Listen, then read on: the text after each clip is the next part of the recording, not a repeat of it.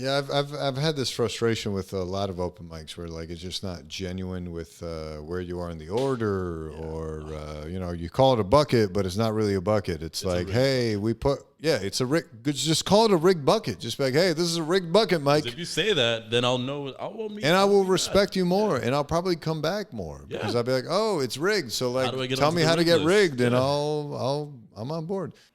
Today we talk about. All right, we are live, episode something. I always lose track because I'm behind in the editing.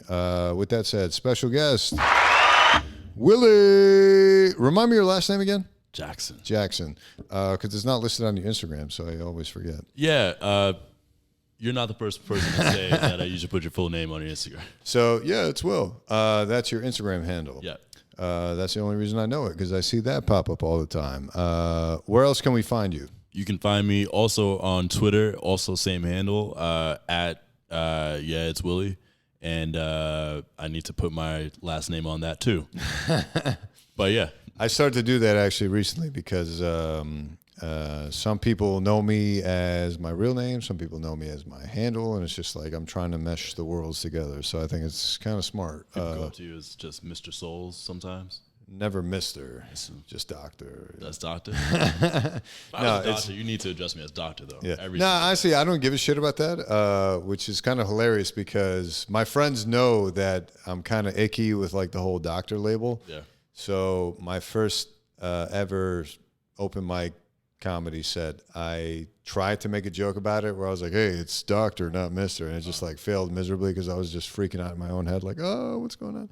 And they were telling me later like, oh, dude, we were cracking up because like you kind of faltered on that. But anyway, with that said, give me a background, man. So from what I remember, the first time we spoke, I think it was at No Fun Bar, I think, when I first met you. Yeah. From what I recall, we kind of started around the same time, if I'm not mistaken, comedy-wise. Yeah, man. I started end of January. I think it was either like the last week of January or going into the first week of February. And I went to No Fun, just looking at websites and stuff like that, and I was looking for like a late night spot, and that was the free one. So I went there, and it turns out that's now probably one of my favorite spots for open mics, just because I like I like how they kind of run it, where everyone knows it's a late night spot, so you can say what you want, but then also they have a good structure. Yeah. Not like a couple other places where they're just you'll go up when you go up. At least there, you're gonna know where you are in the order, and they give you a good amount of time. You also get good feedback in that room, at least compared to some other open mic spots that do late night shows. Most people, they're not even gonna pay attention to what you say. Yeah, but at No Fun, Yeah, I've had this frustration with a lot of open mics where like it's just not genuine with where you are in the order, or you call it a bucket, but it's not really a bucket. It's like, hey, it's a rig. Just call it a rigged bucket. Just be like, hey, this is a rigged bucket, Mike. If you say that, then I'll know. I will respect you more, and I'll probably come back more because I'll be like, oh, it's rigged. So like, tell me how to get rigged, and I'm on board. So yeah, I'm totally on board with that. That was. I don't think I went to that mic early on because I started in November, but like barely. So like I did like a couple mics in Iowa, and then I did like one or two mics December in New York, and then I was like, oh, I guess comedy's hard, and then I stopped, and then I started taking it seriously in January. So like it was kind of the same time as you, and you work in advertising. Yeah. So I won't say where I work now. That's all right. In case anyone looks we'll just call it Mad Men Inc. Yeah, Mad Men Inc. Yeah. Not on Madison Avenue, but that's okay. No, but I work in advertising. I've been doing it since college, so 4 going into 5 years now. Previously worked in all areas of advertising, which is kind of. Did you major in advertising? Or no, I started off majoring in civil engineering. Okay. And that wasn't boring as fuck. Boring as fuck. I was at the time I was at UConn, and I was like on the track team. So I was just going to practice and going to parties and not going to chemistry. And is UConn D1 for track? Yeah, it is, right? Okay. I think all their programs are D1 now. When I was there, their football was like D1 AA. And then they went to like a bowl game, and then all of a sudden they're like, "Oh, you're gonna interesting. Now you're gonna lose all the rest of your year." But yeah, so I switched to marketing, just general marketing, which is also a stupid idea. And then after that, I added in a concentration for economics because I always thought economics was like a cool thing to get into, but I remember I wanted to major in that fully, and they were saying it's technically a science, so you'd have to take all these additional credits, and it would just delay graduation date. And I was like, all right, I'll just add it in kind of as a minor and see what I can do with it from there. But then after college, and this is why I say marketing was a stupid degree to get, you go to get an internship and you realize everything you learned, it's not applied right now. It's bullshit. It's all bullshit. It's funny. I took an advanced marketing class before intro to marketing. Yeah. And it was just like, all right, well, this sounds like intro. Like this is all. And then you realize it's just like, oh, okay, you place the product here at this price, people buy it. Actually, yeah. So let me ask you this, because I never majored in it. I just like took some courses in it. But so like if someone were to ask me, what did I learn from organic chemistry? I'd be like, yo, carbon has 4 bonds. Yeah. That's what I learned. What did you come away with marketing after all these years? If you were to remember 3 things. Make sure you are efficient in your pricing. Okay. Because no matter what you produce, it could be produced better and cheaper. But then also, I would say, and this has kind of ballooned itself as the years have gone on, probably just due to like how the environment is now today. If your messaging has to be rock solid and like, positive.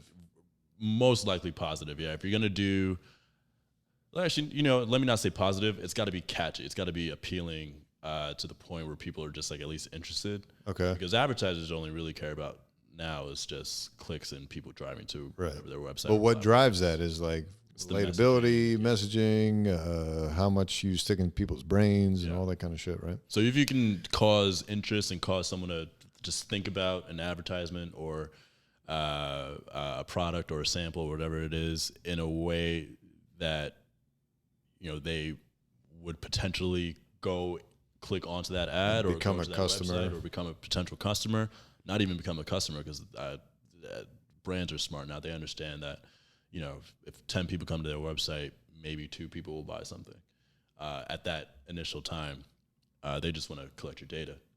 But as long as you're catchy enough, then you will have the appeal. It's like success, right? Yeah. Okay. And literally people at brands and I work on the publisher side of advertising, but it's advertising inventory, like on websites and on TV and radio, whatever medium it is, it's bought on either the amount of impressions, so ad units that are actually going to go out to people to see, or the amount of engagements, which is who's going to click or who's going to go to your site or whatever that is.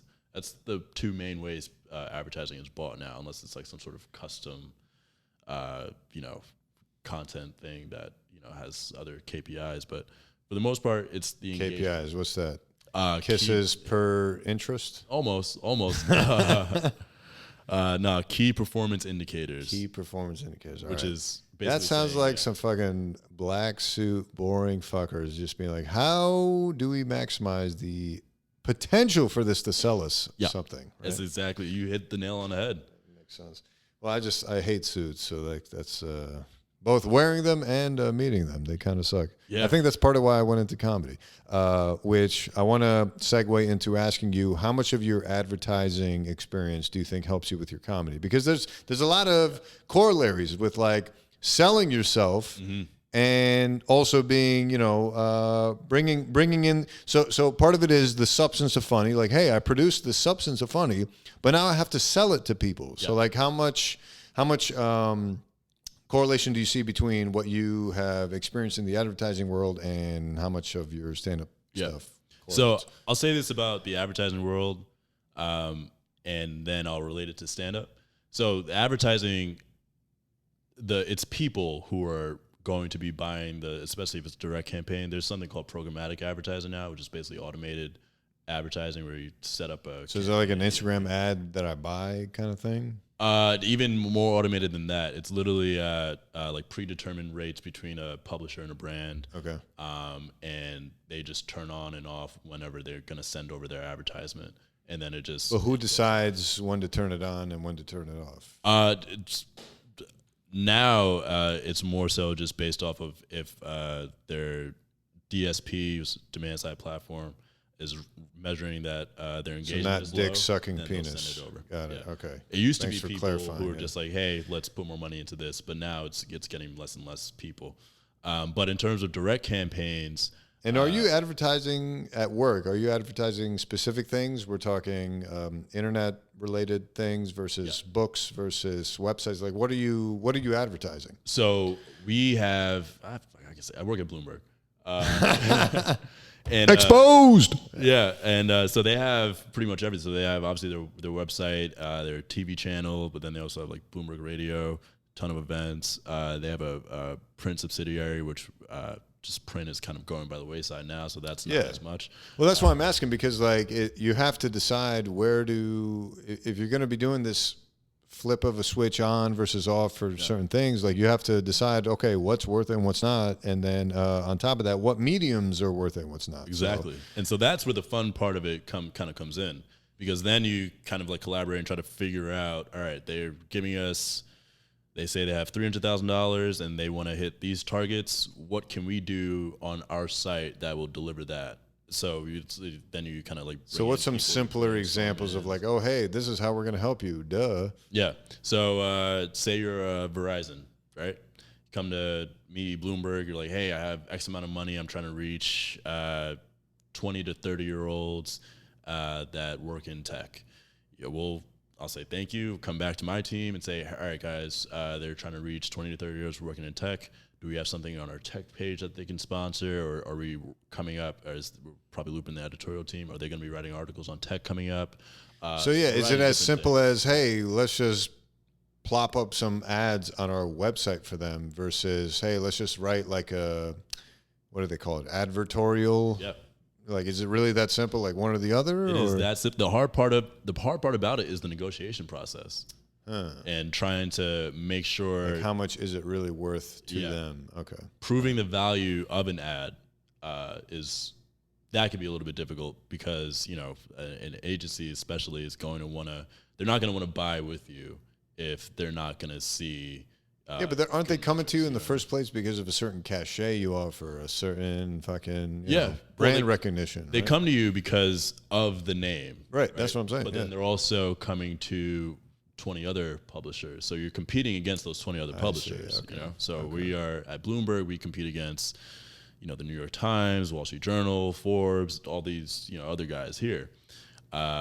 As well as other more niche companies like the Financial Times and Barron's and stuff like that. And what's preventing them from doing all of you? Money. They only have X amount of money. So their budget per time. Yeah, but still, like I don't know. Maybe I'm just simplifying it, but I just feel like, okay, if I have all these options, why not just spread it equally amongst all the? Well, there are campaigns where you see that does happen. Dell, for example, is an advertiser that does that a ton. Whereas they'll send over a proposal for $500,000, but really that $500,000, we may see 25,000 of that, and we know that 30 other publishers also got the same exact brief, and 30 other publishers are also going to see 25,000 of that. So the frustration of that is what led you to start doing stand-up, I'm assuming. That's part of it. That's part of it. It's part of it. Definitely part of it.